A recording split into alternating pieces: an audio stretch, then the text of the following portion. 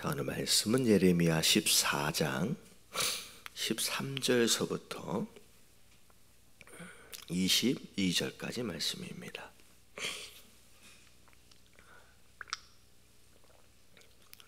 (13절서부터) 22절까지 교독합니다. 이에 내가 말하되 슬프도소이다. 주 여호와여 보시옵소서.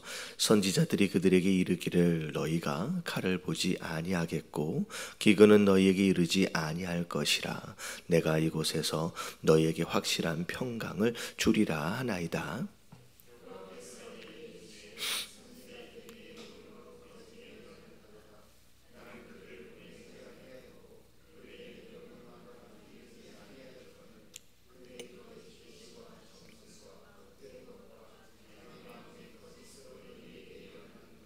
그러므로 내가 보내지 아니하였어도 내 이름으로 예언하여 이르기를 칼과 기근이 이 땅에 이르지 아니하리라 하는 선지자들에 대하여 여호와께서 이와 같이 말씀하셨노라.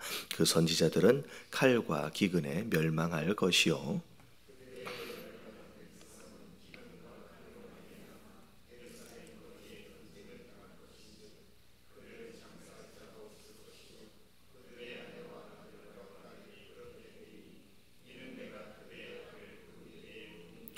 너는 이 말로 그들에게 이르라. 내 눈이 밤낮으로 그치지 아니하고 눈물을 흘리리니 이는 전혀 딸 내 백성의 큰 파멸 중한 상처로 말미암아 망함이라.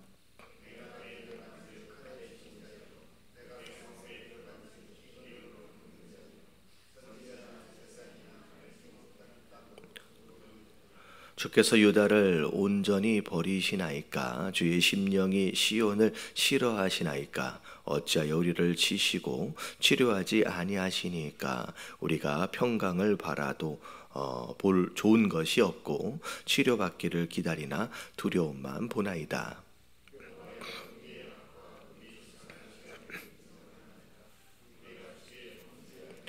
주의 이름을 위하여 우리를 미워하지 마옵소서. 주의 영광의 보좌를 욕되게 마옵소서. 주께서 우리와 세우신 언약을 기억하시고 패하지 마옵소서.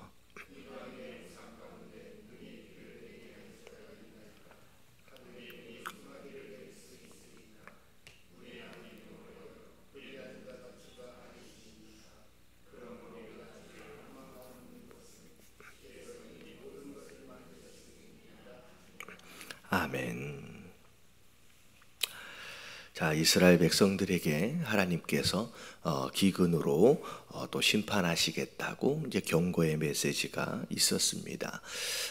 이제 회개하지 않고 돌이키지 않는 가운데 드려지는 예배, 하나님이 받지 않으시겠다. 내가 기뻐하는 것은 그런 게 아니다. 나와 함께 같은 길을 가는 거. 그렇기 때문에 돌아오는 것이 더 중요하다라고 말씀을 하시죠. 자, 그런 가운데 하나님이 이미 이스라엘에 대한 심판을 작정하셨어요. 이미 그 심판은 돌이키지 못하는 상황이 이제 되어버렸어요. 그래서 하나님이 이제 이 예레미야 선지자에게 복을 위해서 나한테 이스라엘에게 복을 위해서 나한테 기도하지 말라고까지 하나님이 이제 말씀하시죠. 자, 그런 가운데 이제 13절서부터를 보면 자, 예레미야 선지자가 이렇게 얘기해요. 이에 내가 말하되 슬프도소이다. 자, 뭐가 슬프냐? 자, 주 여호와여 보시옵소서. 선지자들이 그에게 이르기를 너희가 칼을 보지 아니하겠고 기근은 너희에게 이르지 아니할 것이라. 내가 이곳에서 너희에게 확실한 평강을 주리라 하나이다. 자, 이제 왜 이 얘기를 하냐? 지금 이스라엘 백성들이 잘못된 길을 가고 돌이키지 않는 여러 이유들 중에 하나가 뭐냐? 물론 이제 그들의 죄성도 있고 그들의 우상 숭배라든지 욕심이나 완악함이나 이런 것들도 있을 수 있지만 그렇게 되어진 큰 이유들 중에 하나가 뭐냐면 선지자들이라고 하는 사람들이 제대로 그 역할을 감당하지 못했다는 거예요. 그래서 이 선지자들이 이제 결국 오늘은 이 선지자에 대한 내용인데 거짓 선지자예요.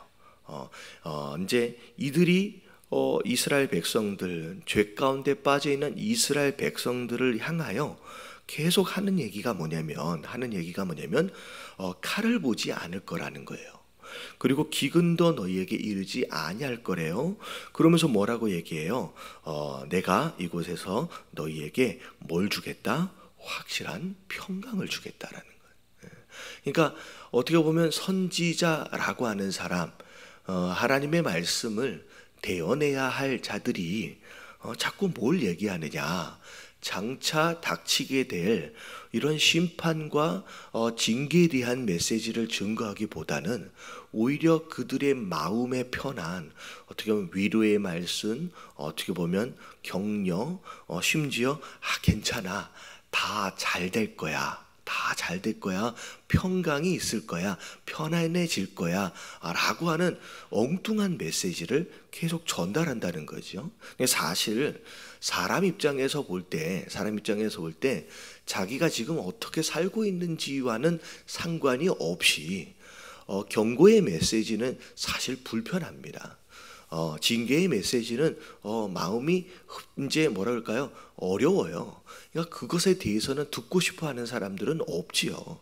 그런 가운데라고 할지라도 그래도 나한테 잘 될 거야, 평강이 있을 거야, 어찌 보면 어려운 일이 뭐 지나갈 거야 라고 이런 메시지에 대해서는 굉장히 솔깃하고 또 거기에 또 위로를 얻고 거기에 평안함을 얻는다는 거죠. 근데 오늘 이 말씀을 통하여서는 오히려 그런 메시지가 인간적으로 볼 때는 위로가 될 수 있고 평강이 될 수 있지만 그건 하나님께서 우리를 향한 메시지가 아니라는 거예요. 거짓 메시지라는 거죠. 지금 예레미야 선지자가 그 얘기를 하는 거예요. 왜 이스라엘 백성들이 돌이키지를 않는지를 보니까 자꾸 자기가 지금 하나님께서 들은 메시지가 있거든요. 경고의 메시지를 전하지 않고 엉뚱한 거짓 메시지를 전하고 있는 이런 선지자들 때문에 지금 이스라엘 백성들이 더 혼돈 가운데 있다는 거예요. 더 돌이키지 않는다는 거예요. 하나님 보시옵소서, 이 사람들 때문에 더 이스라엘 백성들이 회개하기가 어렵습니다 라고 지금 이 모든 것에 대한 책임이 일부 잘못된 이 거짓 선지자에게 있다라고 지금 이야기를 하는 거예요. 자, 그랬더니 14절에 하나님 뭐라고 말씀하시느냐? 자, 그런 메시지, 다 잘 될 거야 라고 전하고 있는 그런 선지자들, 그 선지자들은 비록 내 이름으로는 왔어요. 다시 말하면 하나님의 말씀이다 라고 앞에 하나님의 이름을 이렇게 이야기는 하고 있지만, 자, 거짓 예언을 하고 있는 것이다. 나는 그들을 보내지 않았다는 거예요. 그들에게 명령하거나 이르지 아니하였거늘 그들이 거짓 계시와 점술과 헛된 것과 자기 마음의 거짓으로 너희에게 예언을 하고 있다. 하나님은 얘기하는 거예요. 이거 내가 보낸 사람은 아닌데, 내가 그들에게 이런 얘기를 하라고 전한 적이 없는데, 그렇기 때문에 그러므로 내가 보내지 아니하였어도 내 이름으로 예언하여 이르기를 칼과 기근이 이 땅에 이르지 아니하리라 하는 선지자들에 대하여 하나님께서 이와 같이 말씀하셨노라. 오히려 내가 그 선지자들을 어떻게 하겠다? 칼과 기근에 멸망시켜 버릴 것이다 라고 하나님 말씀하시는 거예요. 자, 우리가 분별할 줄 알아야 돼요.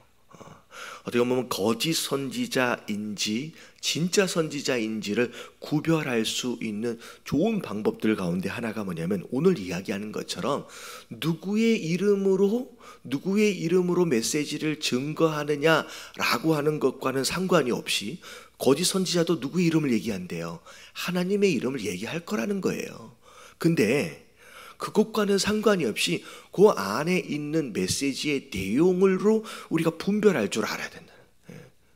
정말 마냥 내가 지금 죄를 짓고 있는데, 내가 지금 잘못된 길로 가고 있는데 돌이켜야 할 책임이 있음에도 불구하고 그냥 내게 이 귀에 달달한 그런 메시지만을 전달하고 있는 자, 그래서 내 마음 가운데는 평안함이 있을 수 있고 위로가 될 수 있지만 오히려 그것이 거짓 메시지, 거짓 선지자일 수 있다라는 거죠.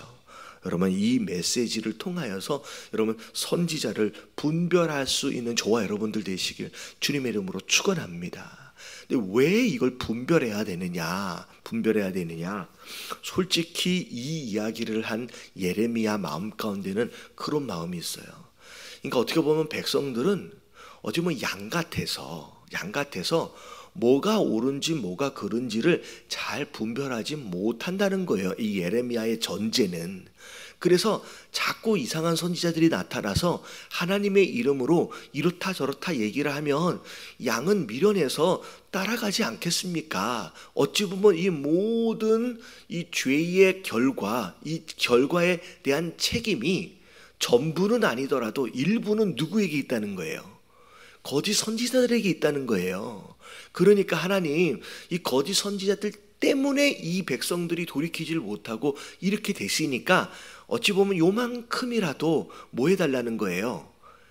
이 책임을 조금 덜어달라는 거예요. 이 백성들이 이 거짓 선지자들 때문에 이렇게 됐으니까. 근데 하나님의 말씀은 이 예레미야의 의도와는 상관이 없이 반대로 가요. 그 거짓 선지자, 내가 보낸 거 아니야. 그래서 일단 내가 그 선지자들을 어떻게 하겠다? 마지막 때 내가 먼저 그들에게 칼과 기근으로 심판을 할 것이다. 그리고 그 거짓 예언을 따라간 자들은 비록 네가 얘기한 것처럼 조금 책임이 덜한 것 같지만 그렇지 않다는 거예요. 변명할 수 있어요, 없어요? 이는 없어요. 그럼 마지막 때 하나님, 저는 이 사람이 내 목자인 줄 알았어요. 하나님의 보내신 목자인 줄 알았어요. 그래서 내가 이 말씀을 따라갔어요 라고 아무리 변명한다라고 할지라도 그것에 대한 책임은 네가 져야 된다는. 그래서 16절에 보니까 그들의 예언을 받은 이 백성들은 불쌍하니까, 선지자를 잘못 만난 것 때문이니까 그래도 내가 좀 용서해 줄게. 그게 아니에요. 어떻게 되는 거예요? 기근과 칼로 말미암아 예루살렘 거리에서 던짐을 당한 것인즉 그들을 장사할 자가 없을 것이요 그들의 아내와 아들과 딸이 그렇게 되리니 이는 내가 그들의 악을 그 위에 부음이니라. 다시 말하면 변명해도 소용이 있어요, 없어요? 없어요. 마지막 때에 신천지고 뭐고 해가지고 수많은 이단들이 득세를 합니다. 그런 가운데 많은 영혼들이 제정신 못 차리고 그것이 옳은 줄 알고 그것이 진리인 줄 알고 그것을 막 따라갈 거라는 거예요. 근데 마지막 때가 되어지면 심판대 앞에서 이 많은 사람들이 뭐라고 변명할 거냐? 하나님, 저는 이 선지자가 맞는 줄 알았어요. 그래서 따라간 거예요. 그래서 저는 책임이 없다라고 변명을 할 거라는 거죠. 근데 이 심판을 면할 수 있어요, 없어요? 면할 수 없을 거라고 말씀해요. 그 선지자도 내가 심판할 것이고 그 거짓 예언을 쫓아간 너도 내가 심판을 할 것이다 라고 하나님 말씀하시는 거예요. 여러분, 마지막 때가 되어질수록 여러분 이것이 점점 혼돈 가운데 헷갈리는 시대가 되어질 겁니다. 여러분, 이 시대가 되어질수록 정말로 내가 지금 누구의 이야기를 듣고 누굴 따라가야 하는지를 여러분 분별하여 깨달을 수 있는 지혜를 달라고 엉뚱한 것 따라갔다가 마지막에 낭패 보는 여러분 그런 영혼 되지 않도록 여러분 기도하시길 주님의 이름으로 축원합니다. 여러분, 이게 진짜 억울한 인생이에요. 자, 보세요. 여러분, 이단에 빠진 사람들 이야기를 들어보면 여러분 진짜 열심히 살아요. 여러분, 우리하고 비교가 안 돼요. 어떻게 보면 참 안타까운 현실인데 진리를 쫓는 우리보다 잘못된 비진리를 쫓는 그들이 훨씬 더 열심히 해요. 이 잔에 빠진 사람들을 보면요, 밤낮 할 것이 없이 예배도 얼마나 열심히 드리는지, 전도도 얼마나 열심히 하는지. 그러면 이들의 열심, 여러분 정말로 열심히 쫓아갔는데 마지막 심판대 앞에서 너 잘못된 사람, 나 잘못된 선지자를 쫓아갔는데 라고 이야기가 된다라고 한다면 여러분 이 사람은 얼마나 이게 되게 어려울 거예요. 차라리 이것저것도 모르고 그냥 세상에서 그냥 즐기다 가서 심판대 앞에 있으면 할 말이라도 없지요. 여러분 바른 것을 따라가는 것이 얼마나 중요한지 여러분 변명해도 핑계대도 소용없다라고 여러분들 이게 말씀을 통하여 깨달으신 가운데 바른 선지자를 따라가시고 바른 복음을 따라갈 수 있는 저와 여러분들 되시길 주님의 이름으로 축원합니다. 그런 가운데 너는 눈물을 흘릴 거라는 거예요. 원통하다는 거죠. 억울하다는 거예요. 마지막 때가 되면 억울한 사람들이 많을 거예요. 맞는 줄 알고 쫓아갔는데 여기가 아니었구나 라고 가슴을 치는 일들이 벌어질 거라는 거죠. 심지어 칼에 죽고 기근으로 병들고 그리고 아무도 알지 못하는 그런 땅에서 두루 떠돌아다니는 포로로 끌려가는 그런 일들이 벌어질 거라라고 얘기합니다. 자, 그래서 여기 이제 18절까지의 이야기는 거짓 선지자들과 그리고 그 거짓 예언을 쫓아갔던 자들의 결론을 하나님 말씀하시는 거예요. 그리고 이제 19절서부터 나오는 내용이 사실은 누구의 기도냐면 예레미야의 중보 기도입니다. 중보 기도예요. 자, 이 중보 기도를 통하여서 어떻게 보면 거짓 선지자와 진짜 선지자가 이제 분별이 되는 거죠. 메시지의 내용으로 봐서도 이 예레미야 선지자는 그야말로 하나님이 전하라고 말씀하시는 그 메시지를 백성들이 들을 때 불편해하든 싫어하든 상관하지 않고 맨날 그러잖아요. 백성들이 너는 맨날 왜 우리를 향하여 욕하느냐라고 얘기할 거라는 거예요. 욕하느냐. 어떻게 보면 이 메시지 자체가 사람이 이제 죄 짓고 있는 사람이 들을 때는 마치 목사가 욕을 하는 것처럼 들릴 수 있다는 거예요. 왜 너는 맨날 그렇게 험한 얘기만 하냐는 거예요. 험한 얘기만 하냐. 근데 이렇게 부흥 강사님들 이렇게 얘기를 하는 거 보면 조금 거칠 때가 좀 있어요. 표현들 자체가. 근데 듣는 자들 입장에서 볼 때 거칠어 보이고 마치 욕처럼 들릴 수 있지만 여러분 이걸 복음으로 제대로 들을 수 있어야 된다는 거예요. 비록 아프고 어떻게 보면 영적인 상처가 될 수 있지만 이게 오히려 약이 될 수 있다는 거예요. 그리고 중요한 건 뭐냐면 이 예레미야가 바른 복음을 바른 메시지를 증거함과 동시에 이 백성들의 어찌 보면 회복을 위해서 계속 눈물로 기도하고 있다는 거예요. 그래서 성경에 보면 이 예레미야 선지자뿐만이 아니라 수많은 진짜 선지자들이 그 백성들의 회복과 구원을 위해서 중보하며 기도합니다. 그 내용들이 쭉 나오는 거예요.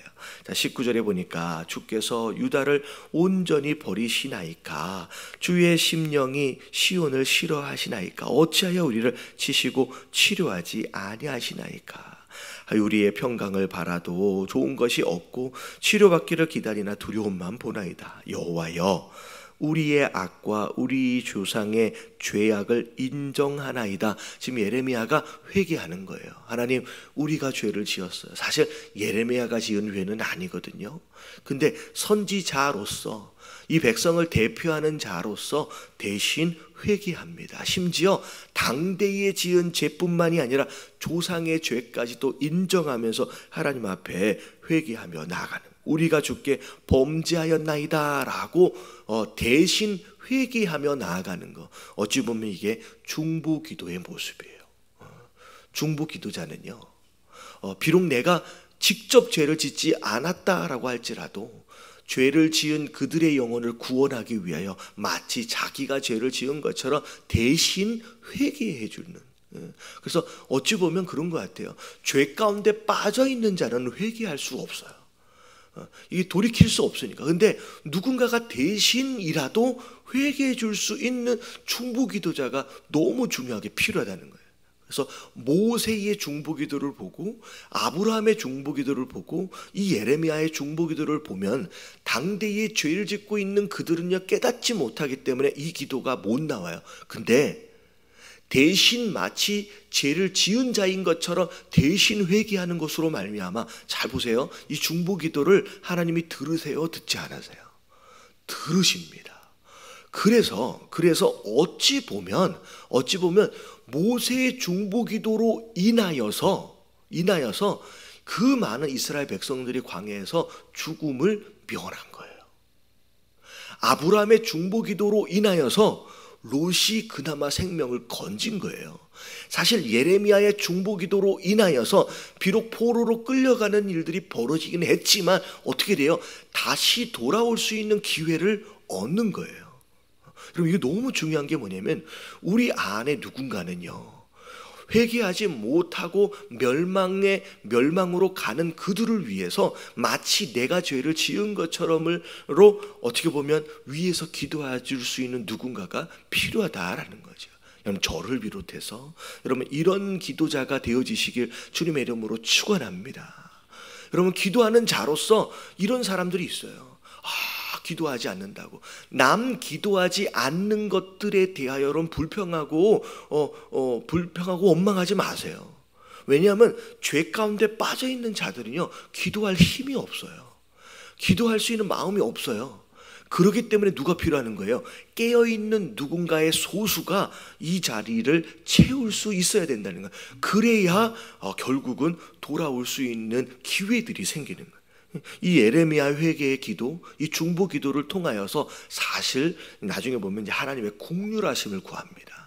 하나님 멸망시키지는 말라다는 거예요. 완전히 버리지는 말라다는 거예요. 하나님 어떻게 해서든 고쳐져서 돌아올 수 있는 기회를 하나님 허락해달라고. 마치 모세의 기도처럼, 아브라함의 기도처럼. 그래서 하나님이 결국은 이 기도에 응답하심으로 말미암아 비록 징계와 심판으로 멸망을 당하지만 다시 돌아올 기회를 얻는 것입니다.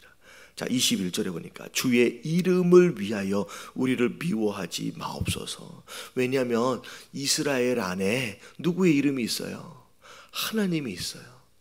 그래서 그 이름 때문이라도 하나님 미워하지 마시옵소서. 주의 영광의 보좌를 욕되게 하지 마옵소서. 이게 사실은 누구의 기도하고 거의 맥락을 같이 하냐면 이 모세의 기도하고 맥락을 같이 합니다. 여러분, 이게 얼마나 중요한 기도냐면 이런 거예요. 모세의 기도의 핵심 주제가 뭐냐면, 하나님 이 백성을 이 광야에서 멸망시키시면 안 됩니다. 안 되는 이유가 뭐냐면, 이들이 불쌍하기도 하지만 누구 때문이냐면 당신의 이름과 영광 때문이라도 이 백성을 이 광야에서 진멸하시면 안 됩니다. 왜 그런 논리가 성립이 되냐면 그런 거예요. 이 애굽에 살던 이 이스라엘 백성들을 끌어내신 분이 누구예요? 하나님이지 않습니까? 하나님이 이 종으로 살고 있는 이 이스라엘 백성들을 하나님 당신이 광야로 끌어내셨습니다. 근데 만약에 말을 좀 안 듣는다고 해서 이들을 진멸해 버리신다라고 한다면 다른 이방인들이 당신 하나님을 뭘로 생각하겠냐는 거예요. 그의 백성들을 광야까지 기껏 끌어내놓고선 이 백성들을 제대로 인도하지 못해서 그 광야에서 진멸할 수밖에 없는 무능한 하나님으로 이 세상 사람들이 기억하고 이야기하지 않겠느냐. 하나님, 그런 하나님이 돼서는 안 됩니다는 거예요. 이게 얼마나 확실한 논리이고, 어떻게 보면 우리를 불쌍히 여겨달라라고 하는 그런 긍휼을 구하는 마음과 더불어서 당신의 이름과 당신의 영광을 위해서라도 이 백성이 그렇게 돼서는 안 된다라고 그렇게 중보하는 거예요. 여러분, 이 논리가 사실은 우리 교회에도 그대로 적용이 되어야 돼요. 여러분, 우리 교회 되어진 자들이, 우리 성도 되어진 자들이 정말로 망하면 안 돼요. 우리가 잘못된 길로 갈지라도 결국은 돌아와서 하나님께 영광을 돌려야 되는 줄로 믿습니다. 우리가 망가지면요, 여러분, 우리가 망하면요, 우리가 교회이기 때문에, 우리가 성도이기 때문에 우리의 삶으로 인하여서 누구의 영광이 가리냐면요, 하나님의 영광이 갈려요. 그래서 여러분들 기도하실 때에 오히려 이것을 붙드십시오. 하나님, 우리가 비록 죄를 짓더라도 하나님 고쳐서라도 돌아오게 하여 주시옵소서. 하나님, 그리고 우리가 망하지 않게 하여 주시옵소서. 왜냐하면 내 이름, 어떻게 보면 우리 성도 안에, 교회 안에 예수 그리스도의 이름이 있기 때문에 하나님, 우리가 잘 되어져서 어찌 보면 하나님께 영광을 돌리는 그런 자들이 되게 하여 주시옵소서. 그래서 여러분, 교회로 살아가는 자들은 비록 뭐가 부족하고 연약하더라도 절대 찌질하게 살면 안 돼요. 세상 사람들이 보기에 뭐 믿는 자가 뭐 저러냐라고 그렇게 살아가서는 안 된다는 거예요. 여러분, 위에서 기도하십시오. 하나님, 궁핍 가운데 찌들어 살지 않게 하여 주시고, 하나님, 무엇이 좀 안 된다라고 해서 어떻게 보면 그 어깨에 이렇게 막 수그리면서 그렇게 궁핍하게 살지 않게 하여 주시옵소서. 담대하게 하나님의 영광에 걸맞는, 하나님의 이름, 예수 그리스도의 이름에 걸맞는 그런 삶을 이 하루도 살아갈 수 있도록 해달라고, 복 달라고 기도하시게 되길 주님의 이름으로 축원합니다. 그러면서 하나님이 어떤 하나님인데, 그 영광이, 그 이름이 어떤 것인데, 그러면서 마지막에 뭐라 그래요? 하나님은 이 세상에 그 어떤 잡신하고 비교되어질 수 있는 분이 아닙니다. 하나님은 비를 내리시는 분 아닙니까? 하나님은 이 땅을 만드신 분 아닙니까? 그 영광이 이 세상 사람들의 입에 잘못되게 오르내리고 있는 일들이 절대 일어나서는 안 됩니다. 하나님, 이 백성들을 구원해 달라고, 구원해라, 진멸하지는 말아달라고 이렇게 기도하는 거예요. 그래서 자, 오늘 이 말씀을 통하여 기도해야 될 내용이 뭐냐면, 하나님, 이 마지막 때에 내가 어떤 메시지가 진짜 하나님의 음성인지, 어떤 목자가 진짜 목자인지 분별할 줄 아는, 그냥 내 귀에 달달한 그냥 위로가 되고 힐링이 되고 이런 평안이 되는 이런 것 자꾸 쫓아가지 않게 하시고, 진짜 메시지와 진짜 목자를 쫓아갈 수 있는 그런 영적 분별력을 갖는 자들 되게 하여 주시옵시고, 그리고 그래요. 여러분, 우리에게 기도하기 위해 나왔어요. 여러분, 여기가 예배하는 자리인데, 여러분, 내 가정을 위해서도 기도해도 좋지만, 여러분, 중요하지만, 여러분, 중보 기도자가 되어야 합니다. 그럼 이 자리에 앉아 있으면서 왜 우리 교회는 왜 기도 안 할까? 왜 우리 새벽 예배는 이렇게 많이 안 나올까? 여러분, 남들 기도 안 하는 것에 대하여 불평하지 마세요. 그럴 필요 없어요. 그냥 나를 어찌 보면 10분의 1로 중보 기도할 자로, 기도자로 그냥 세우신 거예요. 남 안 하는 거에 대하여, 남 못하는 거에 대하여 이렇게 저렇게 불평하지 마시고, 나를 이 자리에 세우신 이유와 목적이 있고 사명이 있는 것으로 아시고, 여러분, 그 기도를 할 수 있는 저와 여러분들 되게 해달라고 여러분 그 위에서 기도하시고요.